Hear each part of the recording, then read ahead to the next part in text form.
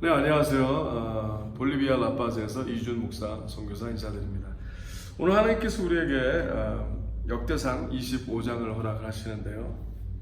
역대상 25장의 말씀은 굉장히 특이한 장이기도 합니다. 많은 사람들이 그냥 이렇게 넘어갈 수 있는 어떤 흐름이 있는데요. 다윗의 나이 먹어서 이제 하나님께 모든 분복을 받고 솔로몬에게 모든 것을 연결해주는 그 시점에 잘못한 일들을 계속 드러내는 일들을 하나님께서 역대상에서 말씀하고 계세요. 근데 그 역대상 25장에서 그 잘못함을 드러내시는 것이 굉장히 유니크합니다. 한번 보세요. 들어갑니다. 다윗이 군대 장관들로 더불어 아삽과 헤만과 여두둔의 자손 중에서 구별하여 섬기게 하되 수금과 비파와 재금을 잡아 신령한 노래를 하게 하였으니 그 직무대로 일하는 자의 수요가 이러하니라. 자, 25장에 보면은 이제 그 NIV 같은 경우는 제목이 아예 나옵니다. 장의 제목이 singers, 그러니까 찬송케 하는 자들, 찬양케 하는 자들에 대해서 쭉 나온다 설명을 해요. 근데 여기서 굉장히 주시할 사실은 이게 이제 다윗이 아주 강력한 정치의 흐름에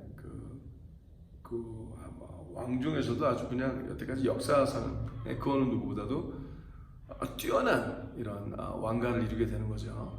근데 그러면서 이제 하나님께 굉장히 가까웠던 자였던 건 분명하고요. 또 하나님께서 하나님의 마음과 합했다라고 하는 그 좋은 표현을 하나님이 해주신 것도 맞죠. 그것이 하나님의 마음이고요.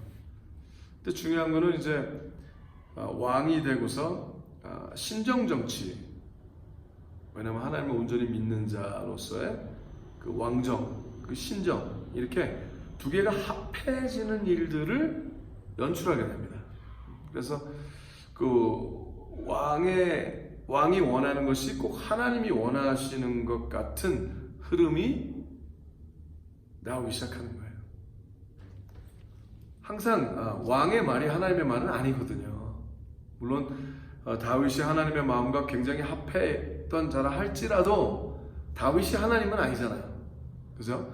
그래서 항상 분별할 수 있는 룸을 남겨놔야 되고, 또 다윗이 죽은 이후에도 그 일이 온전히 돼야 하나님의 뜻대로만 온전히 나라가 움직이게 해놔야 되는데, 여기서 잘못을 저지르는 게 나옵니다. 그래서 계속 읽어드릴게요. 보세요. 2절, 25장 2절입니다. 아삽의 아들 중 사꿀과 요셉과 느다네와 아사렐란이 이 아삽의 아들들이 아합의 수하에 속하여 왕의 명령을 쫓아 신령한 노래를 하며, 그러니까 아삽의 수하에 속했다라는 얘기를 하죠. 히브리 원어상에 보면은 아삽의 손에 따라서 아삽이 이렇게 명하고 움직이는 대로만 해야 되는 것이 절대 권력의 흐름이 예배 가운데로 들어왔다는 거예요. 하나님을 경배하고 예배하고 찬양하는데 들어왔다는 거죠. 즉 손은 권세와 능력을 가진 지도력이나 통치력을 상징하는데요. 사실 예배의 흐름이 오직 하나님께만 예민케 되어 일어나야 되는 그 흐름을 이 왕이 원하는 대로, 그 나라의 통치자가 원하는 대로 하게끔 했다는 거죠.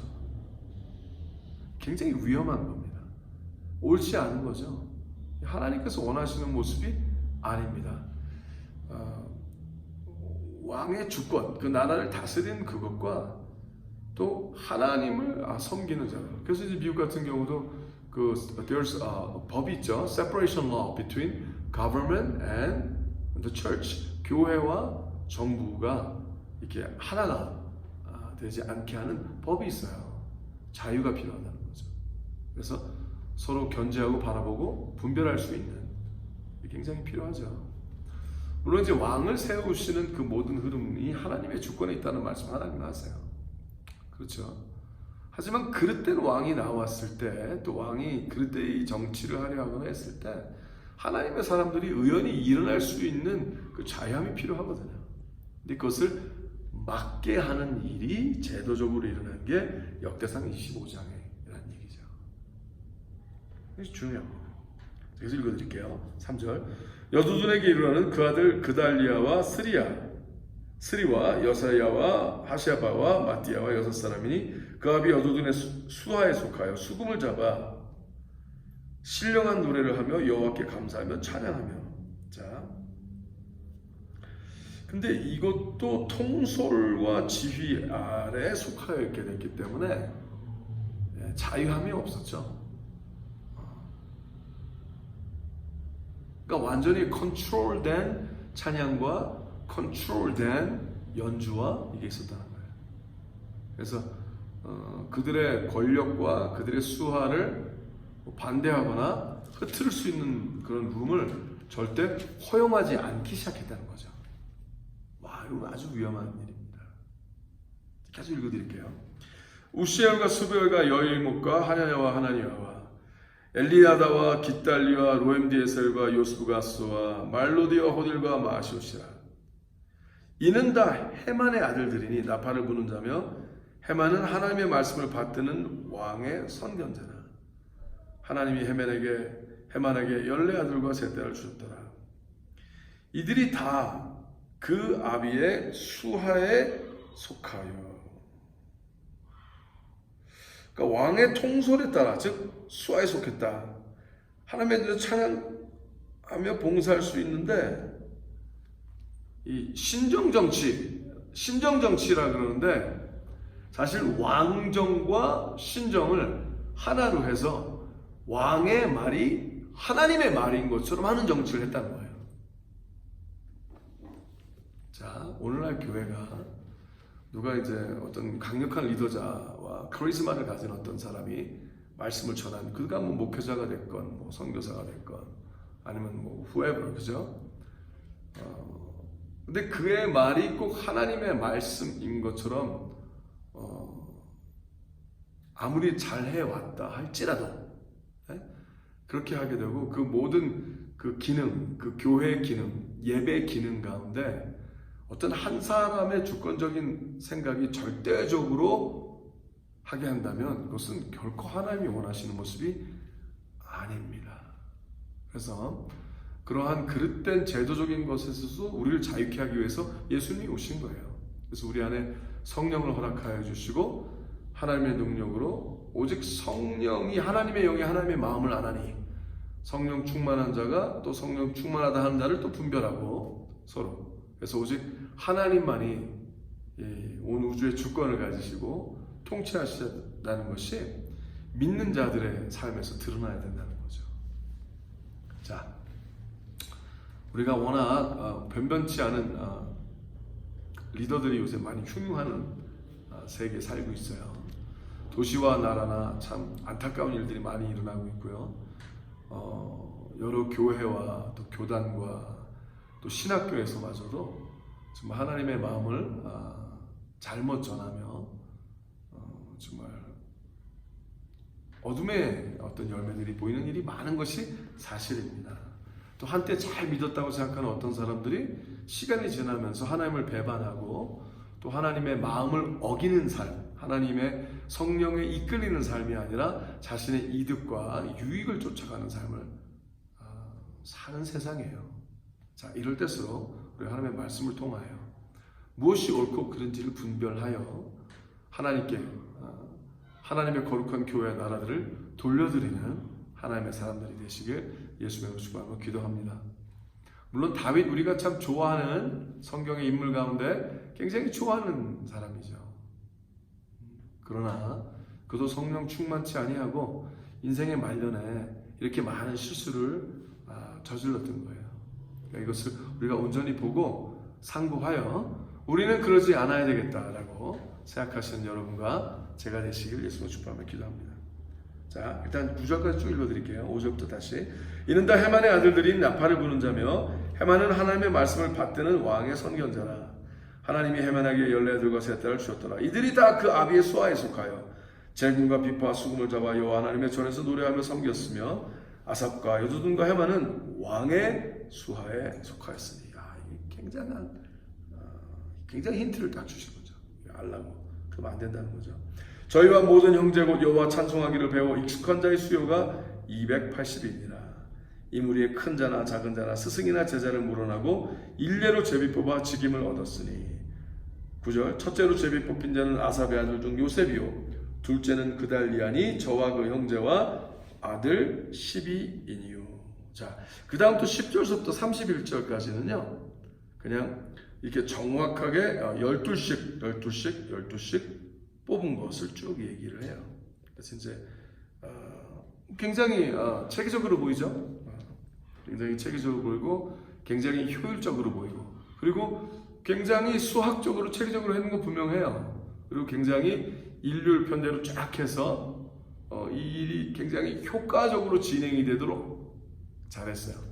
아주 큰 대형 이 마치를 굉장히 큰 성가대 요새 어떤 대형 교회들보다도 더 멋있고 위대하게 했죠. 근데 문제는 뭐였느냐? 겉으로 보기에 화려하고 아름다웠지만 장엄하고 웅장했지만 그리고 많은 인간적인 눈으로 봤을 때 부러움의 대상이 됐을 수도 있었지만 하나님에게 예민한 팀이 아니었다는 거죠. 왕의 손놀림에 예민하게 훈련을 했고 1인 통치자의 흐름에 모든 것을 몰고 갔다는 거예요.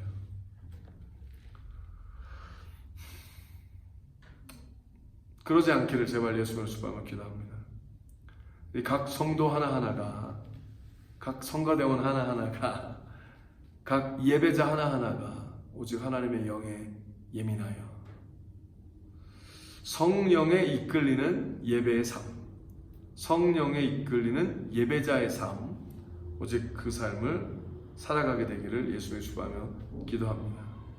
오늘 말씀은 31절까지 쫙 있지만 이 말씀이 짧을 수밖에 없는 게 이 앞에 몇 절에만 하나님의 마음이 온전히 가 있다는 거예요. 이 하나님의 마음이 온전히 가기 위해서는 다시 한번 우리가 어떤 유명한 리더나 한때 그 사람을 하나님께서 잘 사용하시다 할지라도 독선적으로 예배가 이끌려 가지 않게 되기를 제발 예수님으로 주님으로 기도합니다. 그러기 위해서는 우리 다 하나님의 성도들이 하나님의 자녀들이 다 성령 충만하여 성령께 예민하게 이끌리는 훈련을 하셔야 돼요. 우리가 사람인지라 어떤 것이 더 뛰어난 그룹인가 어떠한 단체가 더 뛰어난 교회인가 또 선교단체인가 우리가 마음과 생각을 많이 줄 수 있어요. 하지만 그거보다도 정말 중요한 것은 과연 하나님의 마음이 어디에 있는가 하나님의 성령께 이끌림이 과연 무엇인가 온전히 분별력이 생기시길 예수님의 주님으로 기도합니다. 그렇다고 그래서 이 사람 저 사람 아무 말도 안 듣고 내가 아는 하나님이 다 전부인 것처럼 그렇게 하지 마시고 만약에 당신이 진정으로 성령께서 이끌리는 사람이라면 당신은 다른 영혼들을 자연받고 자익케 하고 그리스도께로 인도하는 일이 반드시 일어납니다. 그리고 하나님께서 당신을 쓰시는 일이 도시와 나라마다 예루살렘부터 시작되어서 본인이 하나님의 거룩한 성전이 되면 예루살렘이 되겠죠. 하나님의 거룩한 도시가 되어 예루살렘, 유대, 사마리아 땅끝까지 하나님의 영광을 드러낸 일이 반드시 일어납니다. 그렇지 아니하면 겸손하셔야 돼요. 조심하시고 하나님의 말씀에 더욱더 심취하시고 또 문자적인 해석만이 아니라 오직 하나님께 이끌려 성령 충만하여 실제적 예배의 삶을 살아가시고 누려가시게 예수님으로 축복하며 기도합니다. 오늘도 성령 충만하셔서 오직 하나님이 원하시는 예배의 삶을 살아드리시기를 예수님으로 축복하며 기도합니다. 샬롬.